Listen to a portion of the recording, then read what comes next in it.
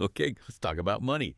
We all deal with it, earning it, spending it, saving it, yeah, and sometimes definitely losing sleep over it. It touches every part of our lives, every single day. But here's the really interesting thing, the paradox. Even though we think of money as, rational numbers on a screen, it's rarely just about that. It's tangled up with emotions, our beliefs, fears, habits, even stuff from when we were kids. Seriously, think about this. You can have two people, right? Same job, same salary, but their financial lives look completely different. One's doing okay building something, feels kind of calm about it. The other, constantly struggling, always feels like they're one surprise bill away from disaster. So what's the difference there? Often it's not about how much they know, like stock tips or budget plans. It's deeper. It's about their psychology. Okay, so let's really unpack this today. Our mission basically is to cut through all that noise and uncover these hidden patterns, these biases, these beliefs that are, really driving how we act with money. And we've got a fantastic stack of sources for you. Think of it as a shortcut to understanding how your mind and your money are just, well, inseparable. It really is fascinating. So many people, authors, psychologists, economists have dug into this, and the insights they've found, they can genuinely change things, not just how you manage your money, but really how you master your whole relationship with it. It's kind of like a journey into your own wiring, Yeah. That's why it's so powerful. Totally.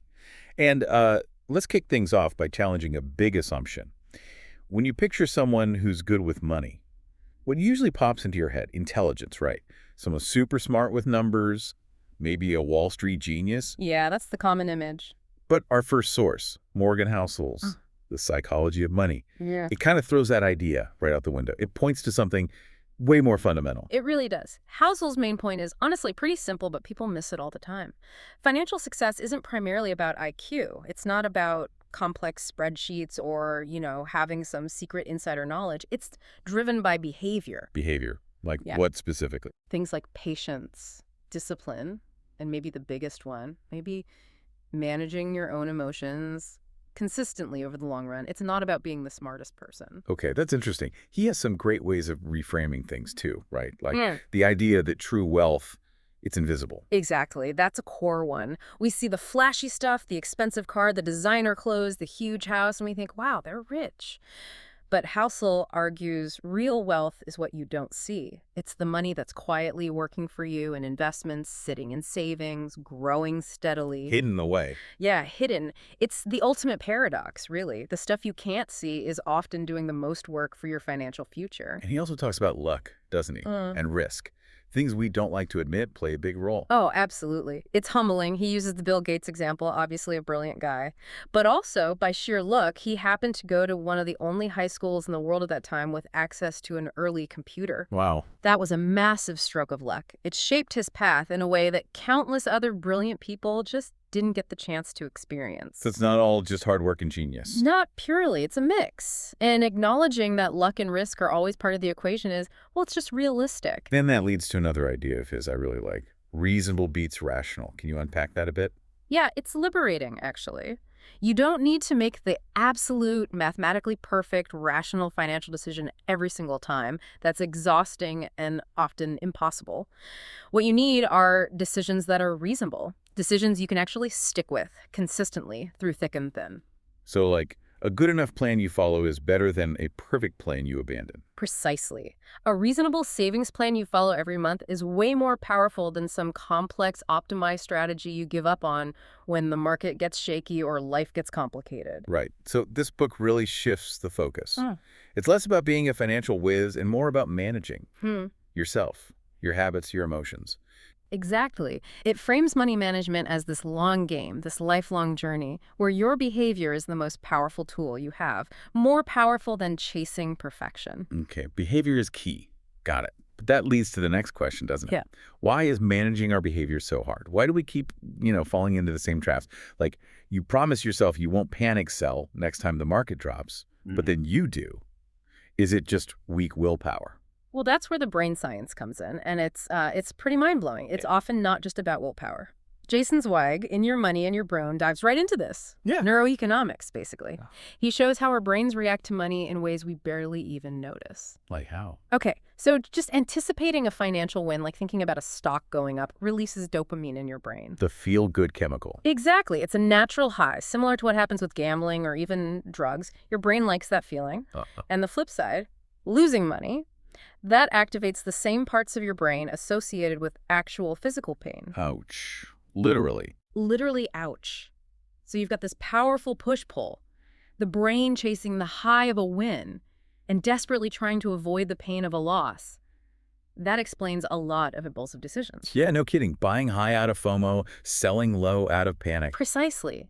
And it gets worse. Our basic brain wiring is built for immediate gratification. Think survival, right? Grab the food now. It's not naturally designed for long-term planning, like saving for retirement decades away.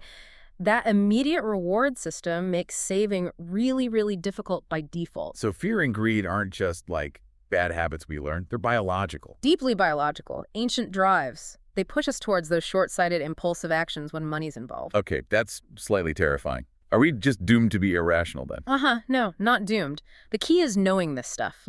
Understanding these built-in tendencies is the first step to counteracting them. That's where building protective systems comes in. Like what? What's a protective system? Think about automatic transfers to your savings or investment accounts. You set it up once, and the money moves before you can even think about spending it. Taking the decision out of your hands each month. Exactly. Or setting up a long-term investment plan and basically locking yourself out, making it hard to tinker with it based on daily news or emotions. You're designing your environment to work around your impulsive biology. Got it. So it's less about fighting your brain chemistry head on and more about setting up guardrails. That's a great way to put it, guardrails. So if someone listening knows they tend to react emotionally to market swings, that first step is automate. Make it harder to act on impulse. Absolutely. Automation is your best friend against impulsive financial behavior. Decide once, automate the action, and let your future self thank you. It removes the need for constant willpower. That makes sense. Create friction for the bad decision. Make the good one easy. You got it. And, it's not just our basic biology, is it? Our personal history, our upbringing. That plays a huge part, too. Oh, enormous. This connects perfectly to the work of Brad and Ted Klontz, their financial psychologists. In their book, Mind Over Money, they introduce this really powerful idea of money scripts. Money scripts. Yeah. Like lines from a play. Sort of. They're these unconscious, often totally unquestioned beliefs about money that we absorb growing up, like background programs running in our minds. Okay. Like what kind of beliefs? Think about common phrases you might have heard. Money doesn't grow on trees, or maybe rich people are greedy, or even just a constant vibe of, we can't afford that. Yeah, I can think of a few. These messages, whether spoken directly by parents or just absorbed from the environment, they lodge themselves in our subconscious. And they can powerfully shape how we handle money as adults, often without us having a clue why we act the way we do. Wow. It's kind of scary how those throwaway lines from childhood can echo for decades. It really is. The Klontzes categorize them, things like money avoidance, money worship, money status, money vigilance. But the key takeaway isn't memorizing the labels, it's realizing how deeply these internal narratives can drive destructive patterns. Like what? What are the common destructive outcomes you see from these scripts? Well, take money avoidance. Someone with that script might subconsciously believe money is bad or corrupting. So what do? Get rid of it. Exactly. Overspending, maybe giving it away unwisely, or just completely neglecting financial planning because dealing with money feels icky. Okay. And money worship. That's the flip side. Believing money is the key to happiness, the solution to all problems. That can lead to workaholism, chasing wealth endlessly, or tying your entire self-worth to your bank balance, which ironically often leads to chronic unhappiness. Because there's never enough. Never enough. So identifying your specific money scripts, the stories you tell yourself about money, that's the crucial first step to rewriting them and breaking those cycles. That's really powerful. Understanding the why behind the what. Tracing it back. But it's not always just about our internal stuff, right? Sometimes just not having enough money changes how you think. Absolutely. That brings us to another critical piece of the puzzle, the psychology of scarcity. Sendhil, Mullainathan, and Eldar Shafir explored this brilliantly in their book, simply titled Scarcity. Okay, scarcity. What's the core idea there? They argue that when any resource is limited, could be money, could be time, even food, It fundamentally changes how your brain works. It imposes a huge cognitive load. Like it taxes your brain power. Exactly. It reduces your mental bandwidth, making it harder to think clearly, weigh options, and plan for the long term. They call one effect tunneling. Tunneling. Yeah, like you're in a tunnel. Your attention gets completely consumed by the immediate pressing problem, how to pay this bill, how to get food tonight.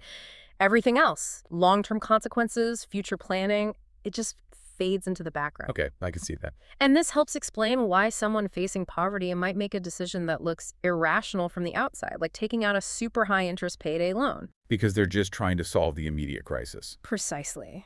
In that scarcity mindset, the short-term fix feels overwhelmingly urgent, even if it creates bigger problems down the road. It's not about being bad with money, it's about the cognitive effects of not having enough. That's profound. It means financial hardship isn't just a lack of funds.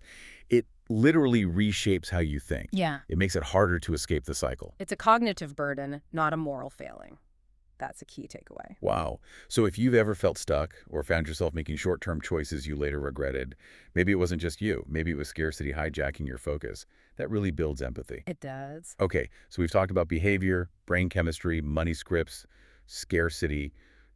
Quite the landscape. So what do we do with all this? How does understanding this help us actually, use money better? Maybe even use it to be happier. The million-dollar question, can money buy happiness? Right, can it? Well, according to Elizabeth Dunn and Michael Norton, authors of Happy Money, the answer is yes, if you spend it right. Okay, intriguing. How do you spend it right? They have some really... Think about booking a vacation months in advance. You pay for it up front. Then you get weeks or months of enjoyable anticipation looking forward to it. When you finally take the trip, you enjoy it without the stress of thinking about the bill coming due. Compare that to putting it on a credit card and getting the bill after the fun is over. Yeah. That definitely dampens the memory. Prepaying separates the pain of paying from the pleasure of consuming. Precisely. It maximizes the enjoyment and minimizes the financial stress associated with it. So if you're stuck on that treadmill of thinking more income or more possessions will automatically equal more happiness, this book basically says, hold on, maybe you're just spending it wrong. That's the gist. Reframing how you spend can have a bigger impact on your well-being than just earning more. So how can someone listening start applying this, like tomorrow? It really starts with just pausing before you spend, especially on discretionary stuff. Ask yourself, is this a thing or an experience? Will this create a lasting memory? Could I maybe redirect this cash towards that concert ticket I wanted or treat a friend to lunch? Even small shifts add up. Conscious choices about where the money goes. Mm-hmm. And that idea of making good choices easier, it really connects to our next source, doesn't it? Designing our environment. Yes, perfectly. Thaler and Sunstein's nudge. This book is all about how small changes in how choices are presented can lead to massively different outcomes. Nudges, like a gentle push in the right direction. Exactly. It's based on understanding our predictable irrationality. For instance, they talk about choice overload. Too many options. Yeah, give people too many choices, say dozens of investment funds, and they often get paralyzed and just choose nothing, which in the case of saving for retirement is usually the worst option. Right, doing nothing is still a choice. But the most powerful nudge they highlight is the power of defaults. Default, like the standard setting. Precisely. Think about company retirement plans. For years, most were opt-in. You had to actively sign up. Participation rates were often low. Because it takes effort. Inertia is strong. Totally. But then many companies switched the default. They made enrollment automatic, but you could opt out if you wanted. And what happened? Participation rates skyrocketed. Not because people suddenly got smarter about pensions, but because the path of least resistance doing nothing now led to the better outcome. Wow. That's harnessing laziness for good. Essentially. Yeah. It's about smart system design. Designing systems that gently guide us towards better choices, working with our psychology, not against it. So we can apply this to our own lives, too. Create our own nudges. Absolutely. Setting up that automatic savings transfer, that's a nudge. Unsubscribing from tempting retail emails, nudge. Keeping healthy snacks visible and junk food hidden, also a nudge. It's about making the good behaviors easy and the less good ones harder, without relying solely on that finite resource called willpower. Make the path you want to take the easiest path. I like that. Okay, so we've got behavior, brains, beliefs, scarcity, happiness, spending, nudges. Let's zoom out one last time to the sort of grand theory of how our minds work from a Nobel Prize winner, no less. Daniel Kahneman's Thinking, Fast and Slow. Yes. A foundational book for understanding decision-making in general, with huge implications for money. Can you give us the core idea, the Yeah. two systems? Sure. Kahneman basically says our minds have two operating systems. System 1 is fast, automatic, intuitive, emotional. It's your gut reaction, great for recognizing faces instantly or dodging a suddenly thrown ball. Quick thinking. Very quick. Then there's System 2. That's slow, deliberate, effortful, logical thinking. It's what you use to solve a math problem, analyze a complex situation, or learn a new skill. The careful thinking part. Right. Now, Kahneman argues that most of our financial mistakes happen because we rely too much on System 1 when we really need System 2. We make snap judgments about money. All the time. We buy stocks because everyone else's herd behavior. We sell investments in a panic because it feels like the market will crash forever.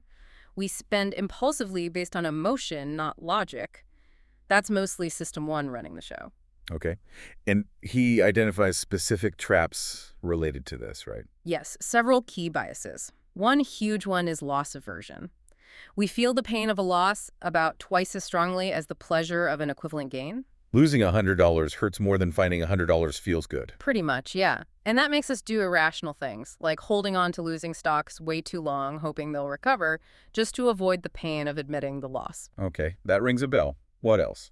Anchoring. That's when the first piece of information we see unduly influences subsequent judgments. Like if you see a ridiculously high price first, a slightly lower but still high price seems reasonable by comparison. Even if the first number was totally arbitrary. Exactly. And then there's overconfidence. We consistently tend to think we know more than we do, especially about complex things like predicting the stock market or judging our own investment skill. Guilty as charged sometimes. We all, probably. So, knowing about System 1 and System 2, and these biases, how does that help? It gives you the power to pause. When you feel that strong gut reaction about a money decision, fear, greed, excitement, you can recognize it as System 1 potentially taking over. That awareness allows you to consciously slow down, engage System 2, ask critical questions, and make a more thoughtful, deliberate choice. Like hitting the pause button on your own brain. Kind of like that, yeah. A mental circuit breaker. Okay. Wow. We've covered a lot of ground here. From Housel on behaviors, weighing on brain chemistry, the Klontz on money scripts, Scarcity's impact, Dunn and Norton on happy spending, Thaler and Sunstein on nudges, and Kahneman on our two modes of thinking. If you had to boil it all down, what's the single biggest truth that emerges from all these different perspectives? I think it's this. Managing money effectively isn't really about mastering finance. It's not about complex math or spreadsheets. Fundamentally, it's about understanding and managing yourself. Managing yourself. Yeah. To build wealth. Housel shows you need patience and discipline more than genius. To stop repeating mistakes. Zweig and the Klontzes show you need to understand your brain's quirks and your childhood programming. To find happiness with money. Dunn and Norton show you need to spend it consciously, on experiences and others, not just stuff. It all comes back to self-awareness, doesn't it? It really does. And exploring these ideas, it gives you more than just, like, financial tips. It gives you that self-awareness. And with that comes freedom, right? Freedom from old patterns, freedom to build habits that actually serve you, freedom to use money as a tool to build the life you want instead of feeling controlled by it. Beautifully put. And for anyone listening who wants to go even deeper, there are other great reads too. The Millionaire Next Door is fascinating for understanding the often surprising habits of actual wealthy people. Spoiler, it's usually not flashy. Dan Ariely's Dollars and Cents is a fun look at more of our money irrationalities. And Carl Richards' The Behavior Gap really nails why our own emotional reactions often cause us to underperform as investors. Great recommendations. Because look, money's always going to be part of life. We can't escape it, but it doesn't have to run the show. The real power comes from understanding ourselves, how we think, how we feel, how we act when it comes to dollars and cents. It's definitely an ongoing journey, this self-discovery around money, but maybe one of the most important ones you can take. Absolutely. So the challenge really is, don't just listen to these ideas, try to apply them. Start noticing. When does fear grip you? When does greed or excitement take over a decision? Try to identify those old money scripts. What did you learn growing up that might still be running your life? Can you design a small nudge for yourself? Automate one savings goal. Make one healthy choice easier. And maybe next time you have some extra cash, consciously choose an experience or a way to help someone else. See how it feels. Because really, at the end of the day, true wealth, it isn't just the number in your bank account, is it? Not at all. It's measured in other things. Peace of mind, freedom, having options, Yeah. being able to live life more on your own terms. That's the real goal. So here's a thought to leave you with. What's one small habit, or maybe one ingrained belief about money that you're ready to nudge just a little bit, started today, for a richer, more meaningful life?